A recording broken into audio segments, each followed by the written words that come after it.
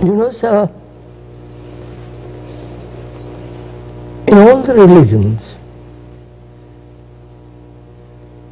in the organized religions, with their dogmas, beliefs and traditions and all the rest of it, personal experience has played a great part.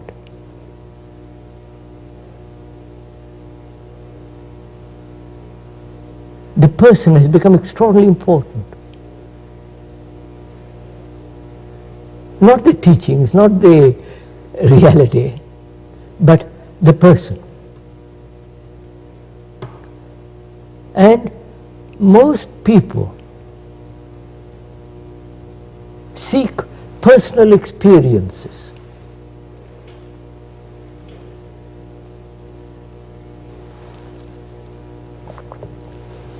And if it is a personal experience of a person, then it has very little validity.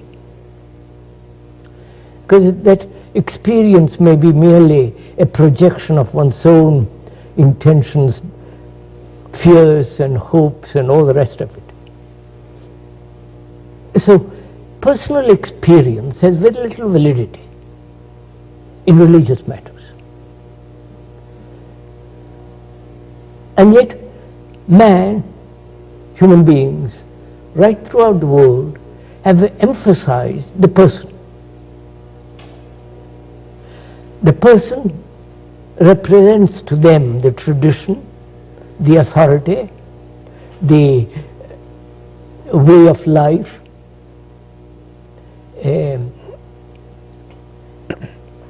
through him they hope to attain or reach enlightenment or heaven or all the rest. Personal experience is really no value at all where truth is concerned.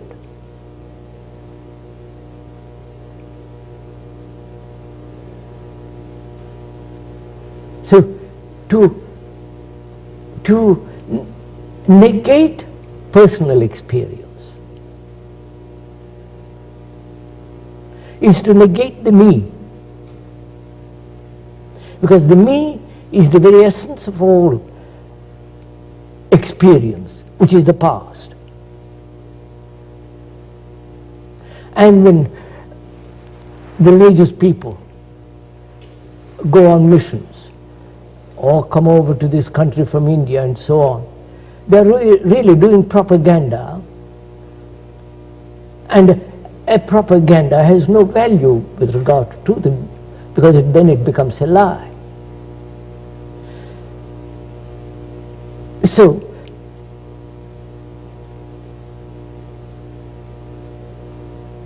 if one puts aside totally, completely all experiences of men, of human beings,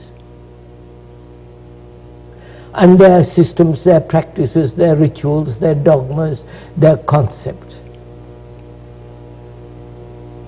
that is, if one can actually do it, not theoretically but factually, say, wipe it all out,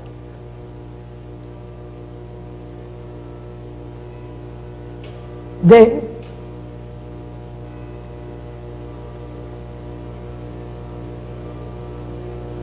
what is the quality of the mind that's no longer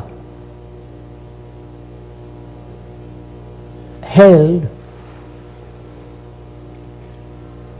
in the matrix of experience?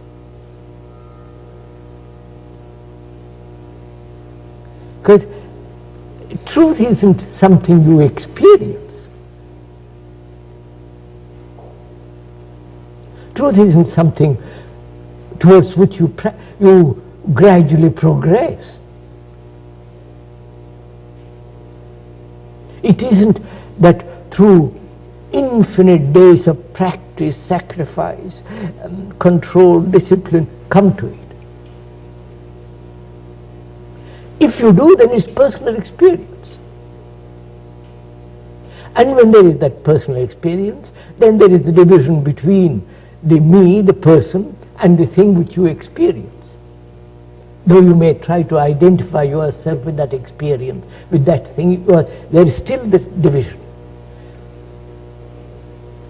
Seeing all this, how organized religions have really destroyed truth, giving human beings some absurd myth to make them behave. Seeing all this, and if one can put aside all this, what place has meditation in all this? What place a guide, a guru, a savior, a priest? Just now I noticed in the corridor somebody from India preaching transcendental meditation, and attend his class, and you practice every day, and you will have greater energy and ultimately reach some kind of transcendental experience. And that it really is quite, I can't put it too strongly, it is really a great calamity when such things happen to people. When they come over from India or from China or Japan to teach people meditation, they are doing propaganda. And is meditation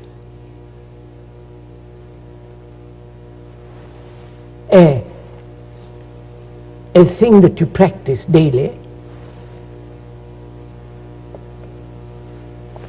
which means practice means conforming to a pattern, imitating,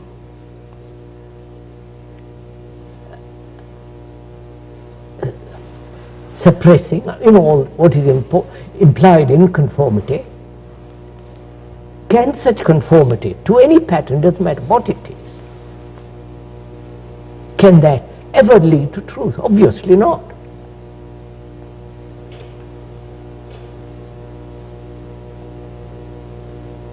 Then what is meditation? If practicing a system,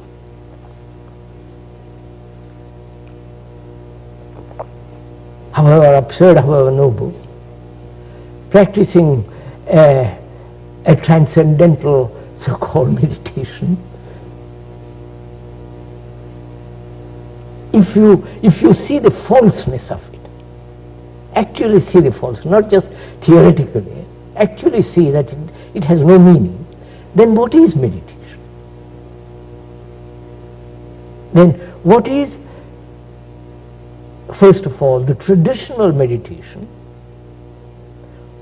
whether it's the Christian meditation or the Hindu, Buddhist, Tibetan, or Zen, and the whole varieties of meditations and their schools. For me, all that is not meditation at all.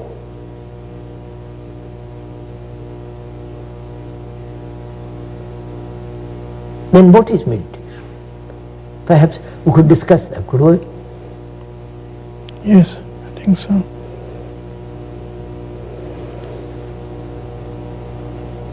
Why should one make meditation to a problem? We have got enough problems, human beings, both physically and psychologically. Why add another problem about meditation? You follow what I mean? Why give a human being one extra problem when he's got 1,000 problems? So, is meditation a way of escaping from his problems, and avoiding what actually is. And therefore it's no meditation at all.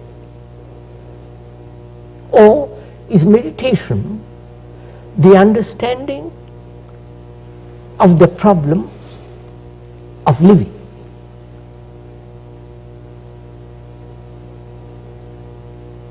Not avoiding it, of the daily living with all its problems. If that is not understood, if that is not put in order, I mean, I can go and sit in a corner and follow somebody who will teach me transcendental or nonsensical meditation, and it will have no meaning at all. Right, sir? So what is it to you to meditate? What does it mean? I hope I haven't made it too difficult for you to answer this question, because I deny all that. To me, all that kind of meditation, of practice, of constantly repeating a word, as they do in India, as they do in Tibet, as they do all over the world, the Ave Maria or some other word, repeat, it doesn't mean nothing. You make the mind more absurd and grotesque than it is. So, if I may together inquire into this question, is it because it's a long established tradition that you must meditate, and therefore we meditate? I mean, a Brahmin boy, when I was a small boy, I vaguely remember being a Brahmin, you went through a certain ceremony. At that time, you were told to sit quiet, close your eyes, meditate, think about you. The whole thing was set going.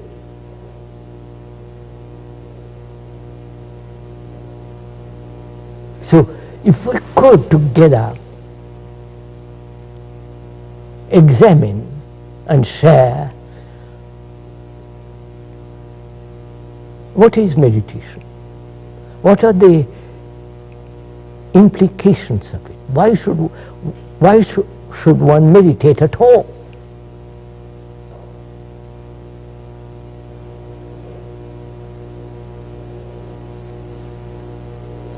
If it is a problem, you follow what I mean? If you make meditation to another problem, then for God's sake avoid it. You follow what I mean? Because human beings have 1,000 problems. Why add another one more to it? So, could we together, sharing, go into this? Seeing the traditional approach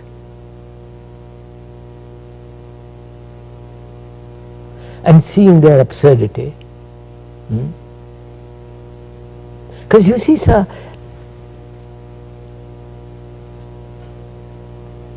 unless man, human being, becomes a light to himself, nothing matters.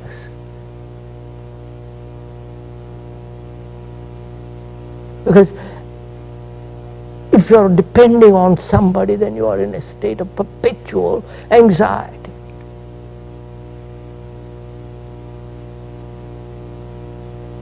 So, could we examine this traditionally? First, why should one meditate?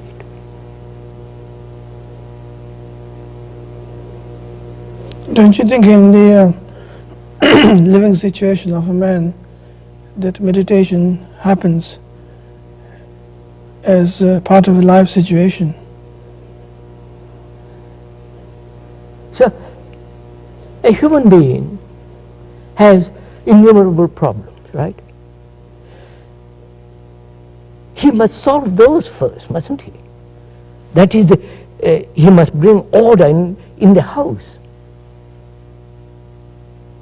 in which he lives, which is the house, which is the me. My thoughts, my feelings, my anxieties, my guilt, my sorrow, I must bring order there. Without that order, how can I proceed further? Well, the problem is that if you try to solve the problem, if you look for order, then you're doesn't seem to be looking for further chaos. No, I'm not looking for order. I am inquiring that there is disorder. That's right, yes. And I want to know why there is disorder. I'm not wanting to find order. Then I have all the gurus and all the gang coming. I don't want order. I only want to find out why in one's life there is such chaos and disorder.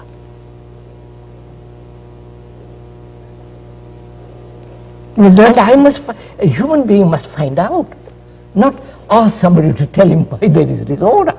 Well, you can't find out intellectually. Intellect is part of the whole structure. You can't deny the intellect.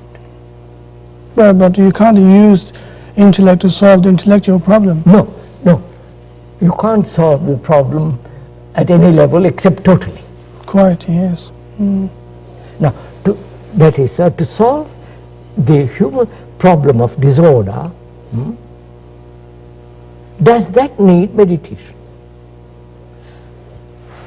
In the ordinary sense of the accepted word meditation. I wouldn't say the conventional sense of meditation, but the meditation in the extraordinary sense. What do you mean by that, if I may ask? Extraordinary sense of meditation is trying to see the disorder as a part of the direction. To see disorder? To see disorder as order, if you like to call it. No. Or to see the disorder as order. No, to see disorder. Well, if you see the disorder, then it becomes order. First I must see. But to see it clearly. So that depends then how you observe disorder. Not how to solve it. Of course not. Because if you try to solve it, you solve it according to a pattern set. Set pattern. Which is the outcome of your disorder. That's right. Which is the opposite of disorder. So if you try to solve the disorder, it is always according to a preconceived idea of order. Whether it's a Christian order, Hindu order, whatever order. Socialist order, communist order. Whereas if you observed entirely what is disorder,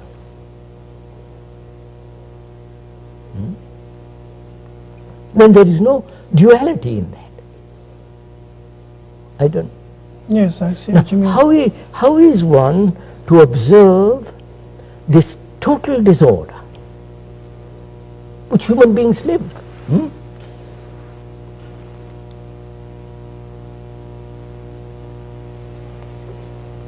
The disorder that when you see a television, the commercials, the hectic violence, the absurdities, the human existence is a total disorder. Killing, violence, and at the same time talking about peace.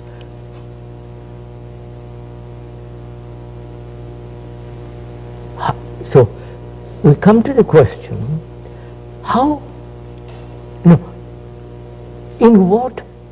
what is observation of disorder?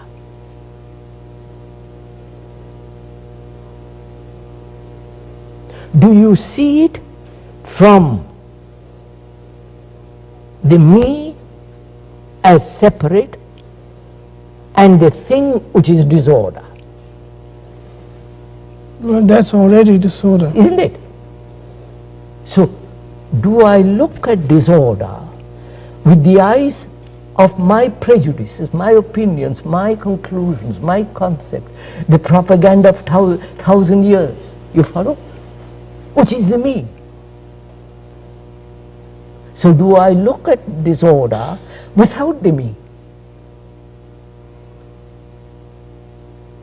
And is that possible? So that is meditation. You follow, sir? Not all the rubbish they talk about.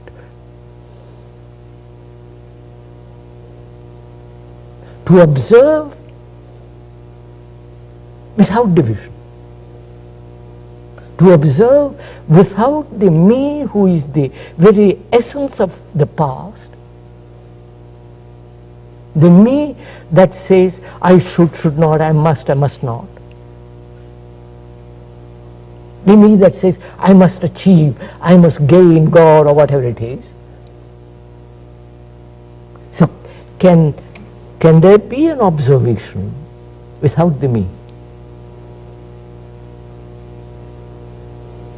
You see, if that question is put to an orthodox meditator, you would say it can't, because the me is there. So I must get rid of the me. So to get rid of the me is I must practice, which means I am emphasizing the me.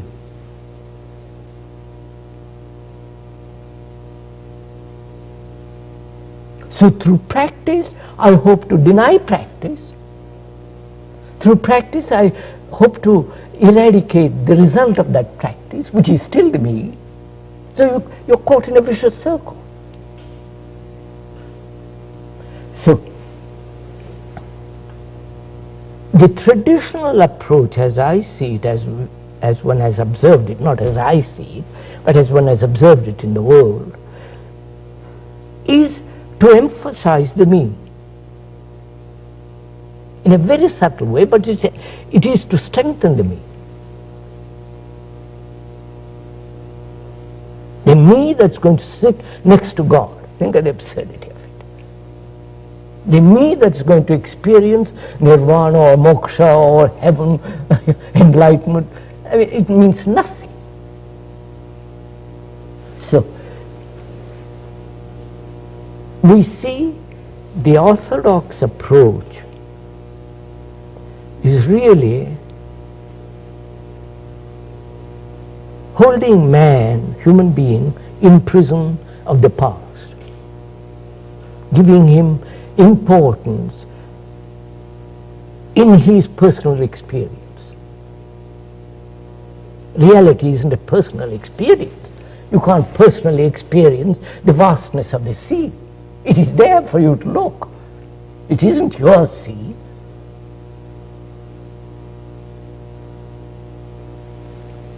So if you put that aside, then the question arises,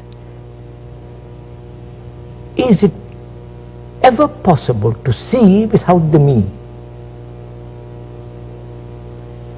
To observe this total disorder of the human beings, their lives, the way they live, is it possible to observe it without division?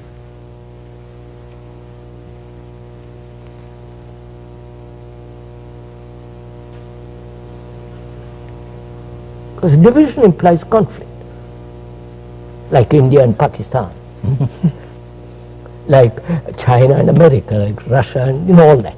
Division politically breeds chaos. Psychologically, division breeds endless conflict, inwardly, outwardly. Now, to end this conflict is to observe without the me. I wouldn't even say observe. To observe what is. Well, when you observe, then you are judging, questioning. No, that's what when you observe, you can observe through criticism, through evaluation. But a total observation. Yeah. That's partial. That's But right. to observe totally, in that there is no evaluation at all. There's no observer either. Therefore, what is meditation then? That is meditation. That is meditation. So, in observing disorder, which is essentially meditation, in that observation there is order. Not the order which the intellect creates. So meditation is not a personal search for personal experience, right? Meditation is not the search for a transcendental experience which will give you great energy to become more mischievous. Meditation is not personal achievement sitting next to God. Meditation then is a state of mind in which the me is absent, and therefore that very absence brings order. And that order must exist to go any further. You follow? So without that order, I mean, things become silly. It's like these people who go around dancing, chanting and repeating Krishna, Krishna, all that silly stuff. That's not order. They are creating colossal disorder. As the Christians are creating great disorder, as the Hindus, as long as you are held within a pattern, you must create disorder in the world. When you say, well, America must be superpower, you're going to create disorder.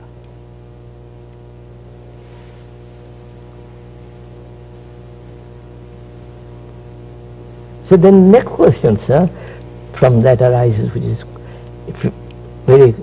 it is necessary to inquire, can the mind observe without time, without memory, which is the material of the mind? Memory and time is the material of the mind.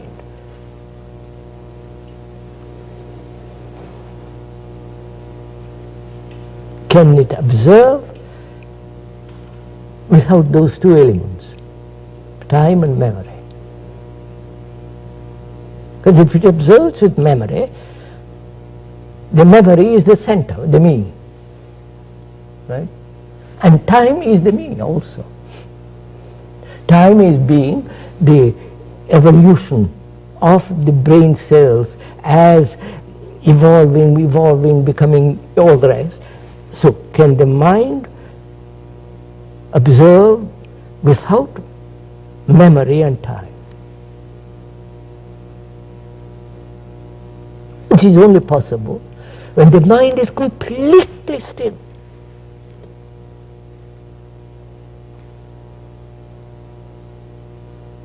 And the traditional people recognize this. So they say, we must practice in order to be silent.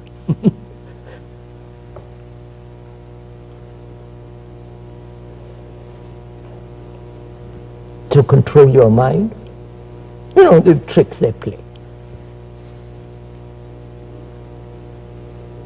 I don't see any particular importance in the making emphasis on the stillness of the mind, particularly true, because if one is able to see the non-dualistic way of looking at situations, then you have a further energy to flow out, rather than try to create a stillness. You can only have further energy to flow, greater energy, when the mind is quiet, obviously. But the making emphasis on the stillness is... No. We said to observe disorder, the me with its memories, with its structure of time must not be. then in that quality there is a quietness of the mind which observes. That stillness is not an acquired, practiced thing. It comes naturally when you have order.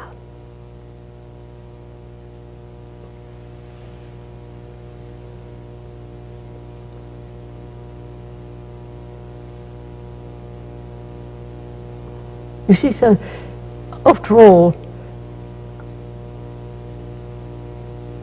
what one can do is to point out and help the person to go to the door. It's for him to open the door. You can't do any more than that. And this whole idea of wanting to help people, wanting to,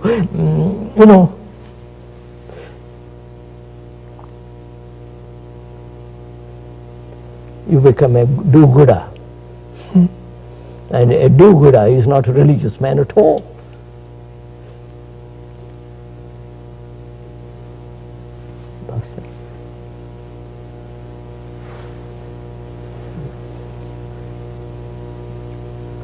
Shall we go on with this? I think so.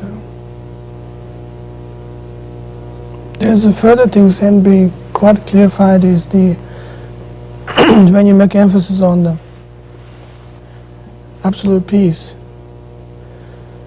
I said, sir, complete order is complete quietness of the mind. Quietness of the mind is the most active mind. That's what I want you to say. It is the most dynamic thing. It isn't just a dead thing. Well, people could misunderstand. Because they're only used to practice which will help them to become, that is death. But a mind that has gone, inquired into all this way, becomes extraordinarily active and therefore quiet. That's what I mean, yes. It's like a great dynamo. The greater the speed, the most vitality.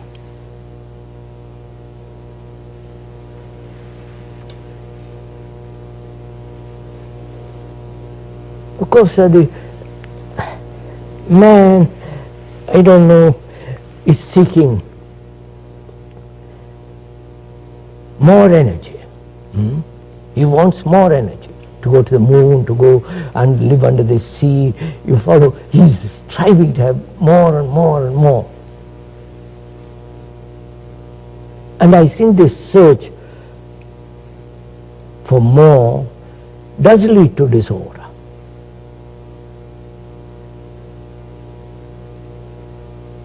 Consumer society is a disorderly society.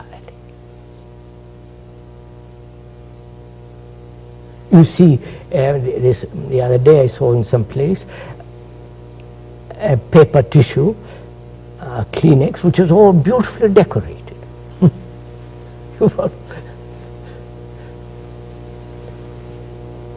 So, our question is,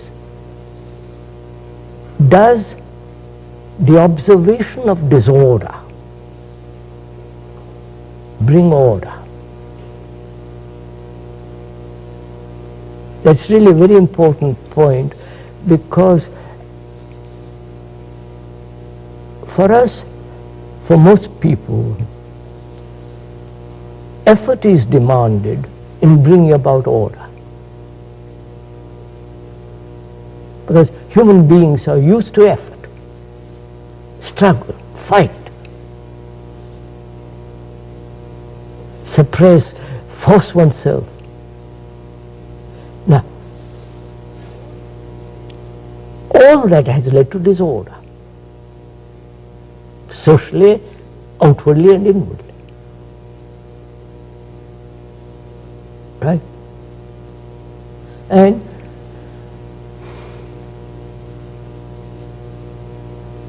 the difficulty with human beings is that they've never observed They have never observed a tree, a bird, without division.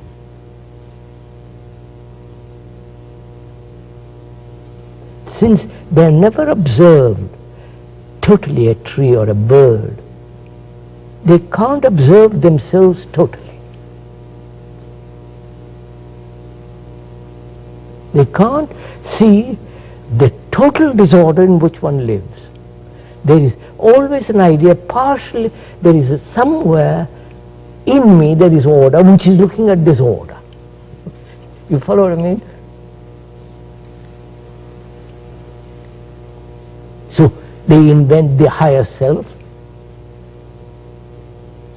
which will put order, which will bring about order in disorder. God is in you, and pray to that God, He will bring about this order. Always this effort. What we are saying is that where there is the me, there must be disorder. And if I look at the world through the me, the world outside or the world inside, there is not only division which brings conflict, that division creates chaos in the world, disorder in the world.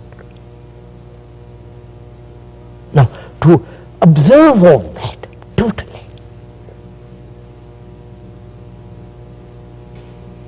in which there is no division, this observation is meditation. For that you don't have to practice. All that you have to do is to be aware what exactly is going on inside and outside. Just to be aware.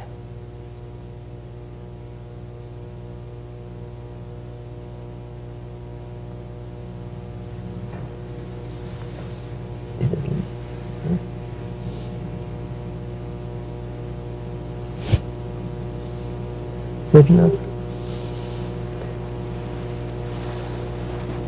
It's enough, isn't it? I think we have That's enough, isn't it?